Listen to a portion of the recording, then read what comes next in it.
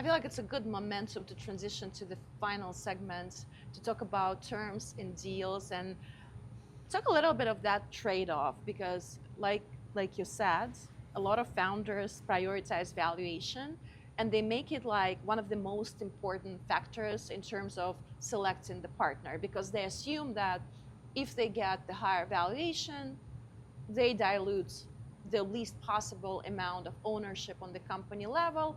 And ownership is like the North Star, that's what matters. What do you have to say about other factors that matter and that founders should be paying more attention, especially given what Eric said before, that it's at least 10-year long partnership, so there's a lot of shit that will be happening down the road, and especially like we've seen, right?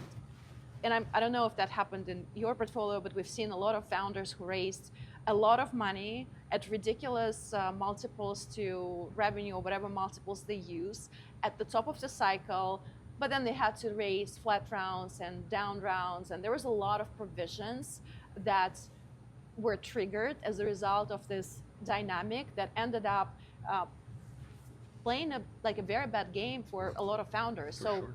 Explain a little bit these dynamics and what are the things that founders should be paying attention and how they can play in the long run when market conditions change. All of you guys. I don't know, you want to start? No, just my take is two things.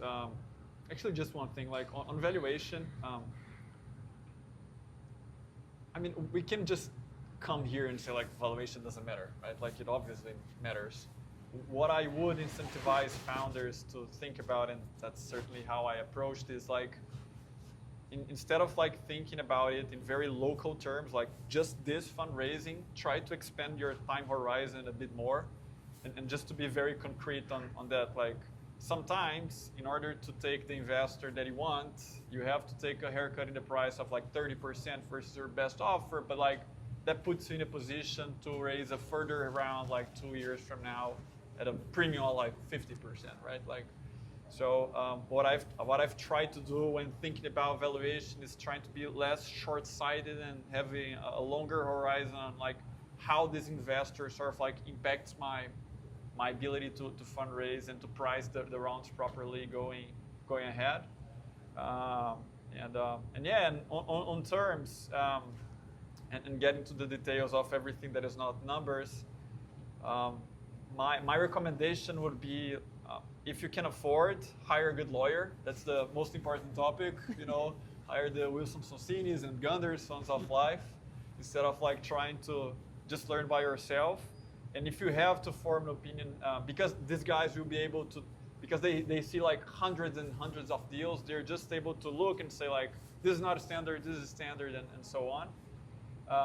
But as a general advice, after like raising multiple rounds, there is a lot of inquiry in terms, you know. So if one investor in one round like got the preferential right, the investor in the next round is going to say, oh, I also want that. So if you are in a position to do that, I would advise founders to really put energy into the negotiation to make sure that the term sheet and the conditions are not too bulky, because you're gonna carry that for a long time, and to dismantle that thing later on is hard.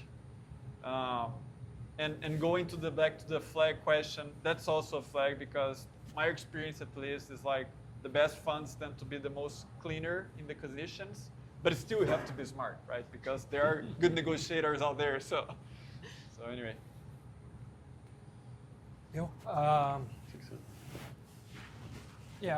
I think generally it's price, and obviously any founder will say that's important. But I think the market doesn't talk enough about, and we start hearing that from advisors and from the market about the cases where overvaluation, for example, was a problem, and it kills as many businesses as other things. And let's say the fixing rounds that happen later, and the down rounds, and the effects of what those do to the companies, the stock option pools, and etc., are not discussed enough. And I always thought it was wool, to be fair. And I was whenever an investor came to me and said about overvaluation, they were defending their side and trying to put stuff on the table that was just a sales dilemma. In later stages, that starts becoming much more clear. So obviously price is important. But I think people need to learn that negotiating and not losing negotiating power throughout the entire closing process while you are negotiating and seeing governance, rights, vetoes, structures and warrants, and other types of protections that can appear. And you can research on the internet, there's several things there. And learning how those work, it's a nightmare. When you start reading, I consider myself a good English speaker. Reading those contracts in English, you have to read 10 times, and it's 50 pages long, so that you can understand what the hell they're saying. So having a good lawyer that does the translation for you and what those mean and how those can apply in different scenarios. So if you are in a X scenario, this is when they typically use this clause, and when you're in this other typical scenario, that's how they use those clauses. But maintain negotiating power throughout after you sign the term sheet. And you're negotiating those because they are as important as price. Make sure you learn a lot of those and get a lawyer that teaches you, not only redacts and sends it back, but spends hours with you explaining what does each of those mean and how do they play out in the longer term, etc. Really love his point. Those come in your governance and your contracts. They never go away. So the more you defend in the beginning, the more in the future, it's easier to set that as the standard. And that becomes a way to judge the type of investor you're receiving, because there's investors that pay a very high price, but the valuation comes with a ton of negative things and protections and downsides. Easy to pay a lot of. The preferred stock is already one massively inelastic thing that protects the investor much more than us as founders. And when you start becoming high valuation at that stage, that's extremely important, but that's enough. And there's a ton of other protections that can start appearing, and you start learning that the way higher prices and crazy valuations usually come with a lot of those protections. In the crazy good times of 2019 to 2021, those were all good. They were all ramping up. When you start getting more volatile and shaky markets, etc., those can hurt you quite a bit if you need to fundraise in a time where it's not optimal and you have a ton of those downside protections and you have a ton of investors that don't care about the context and what's happening in the business. They'll enforce those and they're going to hurt you anyhow. So learn those. I think we can talk about all of them here. Maybe Eric can point what's the more important ones, but learn those and choose a lawyer that goes through the process and explain all of those to you early on, because there's a lot of founders that raise 1 or 2 or 3 rounds and still don't understand how do those play out, how do liquidation preferences play out, and what's the conditions around it, how the votes are important and the veto is important, how does stacked shares play out in the future, and what are your options in the beginning. And you should, between your first and second round, figure out how you want to play out your governance. Do you have a flat stack, or do you have multiple stacks per round? Those are all important things that you need to learn very early on at the beginning. What are the most important ones? No, it's not, well, let me, you mean in terms of everywhere, because you have to differentiate early stage from growth. Very important. It's an open-ended question. Yeah, it's the open, well, because it's hard to answer that. I think the market has come up with some standards, like the safe, clean term sheet for seed rounds, and the Series A clean term sheet for Series A. That in all the best rounds with the best investors and the best founders, you see very little variation on that today. And I think it's been a long way. I mean, we've learned in the market to do it. Just an anecdote. I mean, when we started a long time ago, 2005, 2006. I always remember, nobody knew what venture capital was, but that was the type of environment. And I remember we got an example of a Series A term sheet from Silicon Valley, and we said, okay, let's do very similar, because these guys have been doing this for decades, and that's what we want to do, the best practices. And I always remember there was a company that was our first term sheet, and we sent, and the founder got his brother-in-law, who was a lawyer, never heard about venture capital, and they read the term sheet, and he said, what's this? I mean, so you're investing at this valuation, which was a good valuation, minority stake, no protections, no one board seat, so I continued to, I mean, where's the catch here? No, I don't want that. So he didn't take. He said no. He almost kind of went away because he said, no, I mean, it's too good to be true. So that was the market back then. And today, I think we've been a long way to actually get to standards in the beginning. Why it's so important to have clean terms in the beginning. And I don't see, as a Series A VC and seed VC, I don't see another way of not doing clean terms for one very important reason. Whatever you put in those term sheets in the beginning that is a little different, even if it's good for you, the Series B investor will want that too. And the Series C investor will want that too. So you're basically setting the stage for the rest of the fundraising kind of whatever journey of the company. So that's why it's so important to have clean terms. And this is part, we have really, I mean, deep respect for founders and entrepreneurs in the sense that I think the best funds that we also learn from them, you know, that have a lot of experience.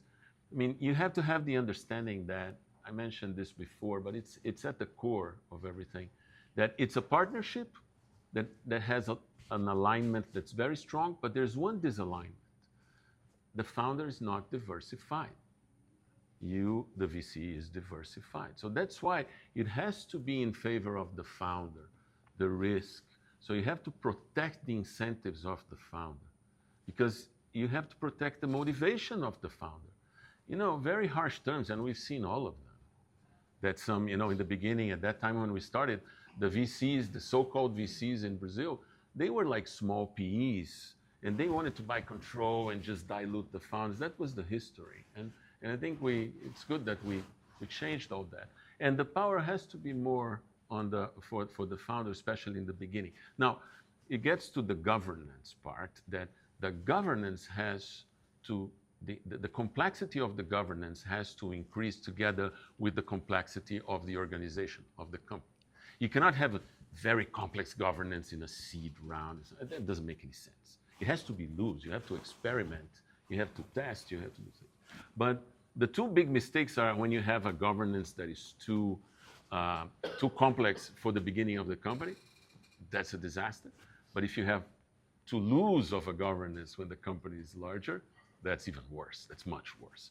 So you have to increase that governance. That's why in our opinion, that's why I wanted to get to that, the term about the governance. I mean, when to transition, you know, from a founder kind of led board to a balanced board, for example. It usually happens in the Series A, sometimes in the Series B, and I think it's important for the company to happen. There are examples in the world where it never happens and always stays with the founder, and some examples are we have great examples, some of the biggest great companies in the world and today. it's fine. And those investors were very smart in accepting that and being together in the journey. But also, I mean, you cannot just kind of correlate, it's not causation in that sense, and there are some examples, but I think the vast majority of success cases are with, you know, a more balanced board. But this is a never-ending discussion. You have to be flexible. It's a little case by case, but I think the protections, as Ricardo said, just have to be normal protections, normal anti-dilution. Can you give like some standard. like rule of thumb, like the benchmarks, like what is normal in normal is in like well, for a Series A, because in the Series is a safe. It's very, you know, you don't get into all of these things, but in the Series A, I mean, no, for example, you have weighted average, you know, anti-dilution, which is normal. I mean, it's a normal thing. What you don't want to see is a full ratchet anti-dilution, which is more of a private equity thing. So the other thing, it's preferred, normal preferred with no like multiples on preference stack. You don't want to see participating preferred, which is another thing that's usually a private equity kind of negotiation aspect. But the thing is, the best way to control that for the founder, these are just some examples, but the best way to control that is build a great company and have bargaining power so you can choose your investor and you can choose the terms. But I mean, that's why I'm maybe speaking, in favor of the early stage VCs. The early stage VCs are very important because they will set the stage and they will be aligned with you because you don't have the size of the capital in that same fund to continue to invest forever. You will be aligned in terms of dilution with the founders. That's why it tends to be probably the longer and the closest partnership. I think if I were to add something, when I participate in a ton of, let's say, entrepreneur groups, and then I hear stories about this. I think when you're talking to a top VC, etc., they are more aligned on what's the expected behavior. Where we see people struggling and asking for advice, it's typically people that's closed earlier rounds before they could talk to somebody or had the bandwidth to do so or the reach to do it. They end up doing a smaller previous round with a group of angels or a very unstructured fund, etc. Those have crazy stuff in the governance and a ton of vetoes and a bunch of bad deals. And then they are struggling to actually be able to do a proper round later because that governance that there doesn't allow them to do it and it impedes a lot. So I would say research what's the typical, like Eric said. I'm honored by your mixing me up with Kevin.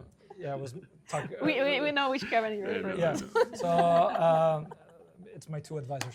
But research what's that governance, and if you get a term sheet that's very different, understand why it's different, what are those differences, and question them. And I wouldn't do deals that have crazy bad stuff because it's going to be a nightmare to solve eventually, every single time. All right, let's wrap it up.